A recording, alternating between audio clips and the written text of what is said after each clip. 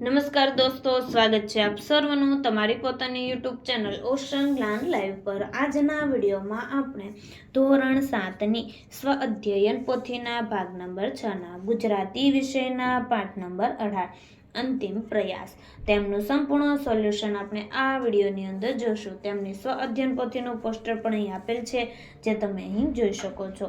તો ચાલો આપણે શરૂઆત કરીએ પ્રશ્નોની। પ્રશ્ન નંબર 1, વાક્ય વાંચીને આપેલા શબ્દનો અર્થ ધારો અને લખો। જોઈએ નંબર 1, ભયાનક યુદ્ધ શરૂ થવાને લઈ કૃષ્ણ નિવાસમાં ભારે અજંપો વ્યાપેલો હતો।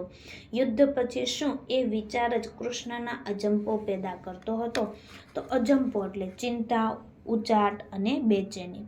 નંબર 2, દોરીથી પંખીની પાંખ કપાયેલી જોઈ આરતીનું હૃદય વિહળ બની ગયું। મિત્રને વિદેશ જવાનું થતાં અલ્પેશ વિહળ થઈ ગયો। તો વિહળ એટલે વ્યાકુળ અને દુઃખથી વ્યથિત। નંબર 3, કોઈ અતાતાઈને સમાજમાં છૂટો મૂકવો એ યુદ્ધના જેટલું જ ખતરનાક છે। રાવણ એટલો અતતાયી હતો કે એને મિથ્યાભિમાનમાં નિર્દોષ લોકોનું કલ્યાણ પણ જોઈ શકતો ન હતો। તો અતતાયી એટલે દુષ્ટ, આક્રમણ કરનાર, અન્યાયી। નંબર 4, ભર સભામાં મારા અપમાનની ઘટનાઓના ગામ દુજી રહ્યા છે એનો તમને ખ્યાલ નથી। તો દુર્યોધનના કઠોર શબ્દો હજુ પણ સૌના હૃદયમાં દુજી રહ્યા હતા। તો દુજવું એટલે પીડા અનુભવવી। ત્યાર પછી જોઈએ નંબર 5, મહારાજ, ભારત ભૂમિને રક્ત રંજિત થતી બચાવવા હું તમને વિનંતી કરું છું। કલિંગના યુદ્ધ પછી રક્ત રંજિત થયેલી ભૂમિ જોઈ અશોકનું હૃદય પરિવર્તન થયું। તો રક્ત રંજિત એટલે લોહીથી રંગાયેલું। ત્યાર પછી આપણે જોઈએ તો ધોરણ 6 થી 8ના વિદ્યાર્થીઓ માટે એક બ્રહ્માસ્ત્ર બેન્ચનું આયોજન કરેલ છે, જેમાં લોન્ચિંગ નિમિત્તે પ્રથમ 60 વિદ્યાર્થીઓને 60% ડિસ્કાઉન્ટ। પ્રાઇસ છે ₹2200। મોબાઈલ નંબર છે 7046222254। એપ્લિકેશન છે ઓશન જ્ઞાન લાઈવ, જે તમને પ્લે સ્ટોર પરથી મળી જશે, જેમાં ગણિત, વિજ્ઞાન, સામાજિક વિજ્ઞાન અને અંગ્રેજી જેવા વિષયોનો પણ સમાવેશ થશે। પ્રશ્ન નંબર 2, નીચે આપેલા શબ્દોનો ઉપયોગ કરી એક વાક્ય બનાવો। નંબર 1, અજંપો। યુદ્ધની વાત સાંભળીને પાંડવોના મનમાં અજંપો છવાઈ ગયો। નંબર 2, વિહળ। દ્રૌપદીના અપમાનથી સૌ વિહ્વળ બની ગયા। નંબર 3, અતતાયી। તો અતતાયી એટલે રાજાએ પ્રજાને ખૂબ દુઃખ આપ્યું। નંબર 4, દુજવું। ભાઈના અપમાનની વાત યાદ કરતા તેનું હૃદય દુજતું હતું। નંબર 5, રક્ત રંજિત। તો યુદ્ધ ભૂમિ રક્ત રંજિત બની ગઈ હતી। પ્રશ્ન 3, એકમને આધારે જુદા પડતા શબ્દ ફરતે ગોળ કરો। નંબર 1, મંડાણ એટલે આરંભ। નંબર 2, બદતર ગરીબ। નંબર 3, પ્રસ્થાન શરૂઆત। નંબર 4, ધૃષ્ટતા ઉદ્ધતપણું। નંબર 5, તસુભાર સહેજ પણ નહીં। પ્રશ્ન 4, વાક્યોને અનુરૂપ કૌંસમાંથી શોધીને લખો। જોઈએ નંબર 1, સૈનિકો સરહદ પર નિર્ભયતા અને સાહસ દાખવી લડતા રહે છે।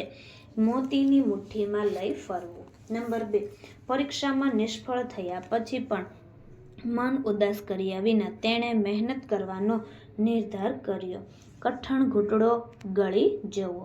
નંબર 3, ભર સભામાં પોતાના અપમાનથી દ્રૌપદીના મનમાં ઉથલ પાથલ અને બેચેની હતી, આગ ન ઠરી શકવે। નંબર 4, ભીમ ક્યારેય ખોટી વાત સહન કરી શકતો નથી, તો જવાબ આવશે જીરવી ન શકવું। પ્રશ્ન 5, કૃષ્ણએ આખરે અંતિમ પ્રયાસ કરવો જોઈએ સુધી ફકરો વાંચો અને પ્રશ્નોના જવાબ લખો। નંબર 1, ધર્મરાજ શબ્દ કોના માટે વપરાયો? તો ધર્મરાજ શબ્દ યુધિષ્ઠિર માટે વપરાયો છે। નંબર 2, અંતે કૃષ્ણ બોલ્યા જેવું વાક્ય ફકરામાં કયું છે? તો કૃષ્ણ આખરે મૌન તોડ્યું। નંબર 3, તમે ન્યાય માટે લડતા જ રહો એવું ક્યાં વાક્યમાં કહેવાયું છે? હું તમને અન્યાય સ્વીકાર કરવાની સલાહ નહીં આપું। નંબર 4, કોણ સત્ય વાત કરીને જ રહેશે? તો વિદુરજી સત્ય વાત કરીને જ રહેશે। નંબર 5, યુદ્ધ ટાળવા કૃષ્ણ શું કરવાનું કહે છે? યુદ્ધ ટાળવા કૃષ્ણ બાંધછોડ કરીને પણ એક અંતિમ પ્રયાસ કરવા કહે છે. પ્રશ્ન 6. સૌના અભિવાદન એમ કહેવા લાગ્યા સુધી ફકરો વાંચો અને પ્રશ્નોના જવાબ લખો. નંબર 1. કોઈની વાત કોઈના સુધી લઈ જનાર માટે ફકરામાં કયો શબ્દ વપરાયો છે? તો કોઈની વાત કોઈના સુધી લઈ જનાર માટે ફકરામાં શાંતિદૂત શબ્દ વપરાયો છે. નંબર 2. લાખો બાળકોનું ભાવિ અંધકારમય કેમ થઈ જશે? તો જવાબ આવશે યુદ્ધ થશે તો અસંખ્ય લોકો મરી જશે.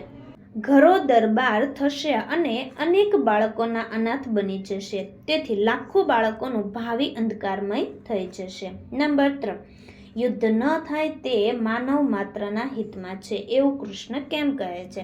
તો યુદ્ધ ના થાય તે માનવ માત્રના હિતમાં છે એવું કૃષ્ણ કહે છે કારણ કે યુદ્ધમાં બંને પક્ષનું વિનાશ થાય છે અને માનવ જાતને દુઃખ અને નુકસાન સહન કરવું પડે છે. નંબર 4.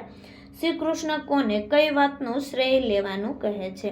તો શ્રી કૃષ્ણ દુર્યોધનને શાંતિ સ્થાપિત કરવાનો શ્રેય લેવા કહે છે. તેઓ કહે છે કે પાંડવોને તેમનો હક આપીને યુદ્ધ ટાળો અને શાંતિ સ્થાપિત કરવાનો માન મેળવો. નંબર 5. ટેકો આપવો માટે ફકરામાં કયો શબ્દ વપરાયો છે? ટેકો આપવા માટે ફકરામાં સમર્થન આપવું શબ્દ વપરાયો છે. તો વિદ્યાર્થી મિત્રો, હાલ તમે ધોરણ 7ની અંદર અભ્યાસ કરી રહ્યા છો. નેક્સ્ટ તમે ધોરણ 8માં આવશો, જેમાં બ્રહ્માસ્ત્ર બેન્ચમાં શું મળશે? તો કે ધોરણ 7ની દ્વિતીય સત્રાંત પરીક્ષા પેપર સોલ્યુશન, ધોરણ 7ની દ્વિતીય સત્રાંત પરીક્ષા અસાઇનમેન્ટ, ધોરણ 8નો સંપૂર્ણ અભ્યાસક્રમ, ધોરણ 8ના બધા જ વિષયના સ્વાધ્યાય સોલ્યુશન, ધોરણ 8ના બધા વિષયની સ્વઅધ્યયન પોથી સોલ્યુશન અને બીજું ઘણું બધું. તો સ્વાધ્યાયન પોથીના સોલ્યુશનની ફ્રી PDF પણ મળી રહેશે. તો અત્યારે જ ડાઉનલોડ કરો ઓશન જ્ઞાન લાઈવ એપ્લિકેશન, જે તમને પ્લે સ્ટોર પરથી મળી જશે. મોબાઈલ નંબર છે 7046222254. પ્રશ્ન 7. એકમને આધારે નીચેના પાત્રો વિશે 2-3 વાક્યો લખો. નંબર 1. યુધિષ્ઠિર. તો યુધિષ્ઠિર પાંડવોમાં મોટા ભાઈ અને ધર્મપ્રિય હતા. તેઓ સત્ય અને ન્યાયના માર્ગે ચાલતા હતા, તેથી તેમને ધર્મરાજ કહેવામાં આવતા હતા. નંબર 2. દુર્યોધન. દુર્યોધન કૌરવોનો નેતા હતો. તે અહંકારી અને હઠી સ્વભાવનો હતો.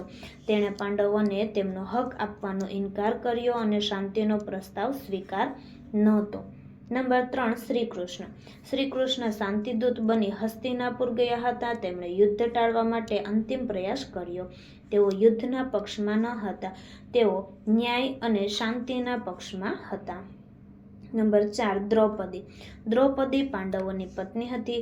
રાજસભામાં થયેલ અપમાનથી તે વ્યથિત થઈ હતી. તેને ન્યાય મળવો જોઈએ તેવી તેની ભાવના હતી. પ્રશ્ન 8. પ્રશ્નોના જવાબ લખો. નંબર 1. એક છેલ્લો પ્રયત્ન કરી લઈએ એવું શ્રી કૃષ્ણ કેમ કહે છે? તો એક છેલ્લો પ્રયત્ન કરી લઈએ એવું શ્રી કૃષ્ણ યુદ્ધ ટાળવા માટે કહ્યું હતું. તેઓ ઈચ્છતા હતા કે કૌરવો અને પાંડવો વચ્ચે સમાધાન થઈ જાય. યુદ્ધમાં બંને પક્ષોનું ભારે નુકસાન થવાનું હતું, તેથી કૃષ્ણએ શાંતિ સ્થાપવા અંતિમ પ્રયાસ કરવાનો વિચાર કર્યો. નંબર 2. દ્રૌપદી શ્રી કૃષ્ણને ક્યાં સવાલો કરે છે? શા માટે? દ્રૌપદી શ્રી કૃષ્ણને પોતાના અપમાન વિશે સવાલ કરે છે. ભરી સભામાં થયેલા અપમાનથી તે ખૂબ વ્યથિત હતી. તે ન્યાય ઈચ્છતી હતી, તેથી તેણે કૃષ્ણને પૂછ્યું કે તેને ન્યાય ક્યારે મળશે. નંબર 3.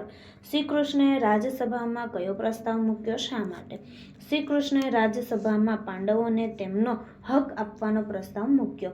તેમણે કહ્યું કે 5 ગામ આપી દેવામાં આવે તો પણ પાંડવો સંતોષ માનશે. તેઓ યુદ્ધ ટાળવા માંગતા હતા, પરંતુ યુદ્ધને આ પ્રસ્તાવ સ્વીકાર્યો ન હતો. નંબર 4. શ્રી કૃષ્ણએ કોને અવિવેકી કહ્યો? શા માટે?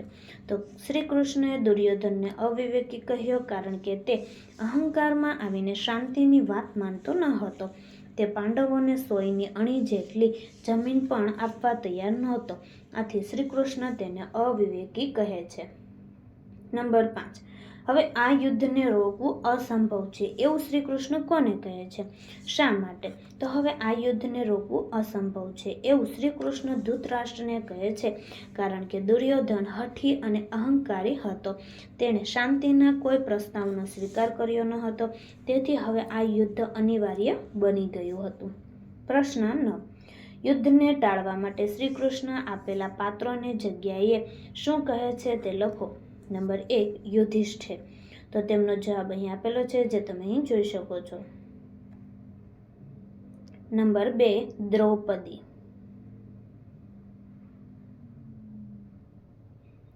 ત્યાર પછી જોઈએ નંબર 3 રાજસભા.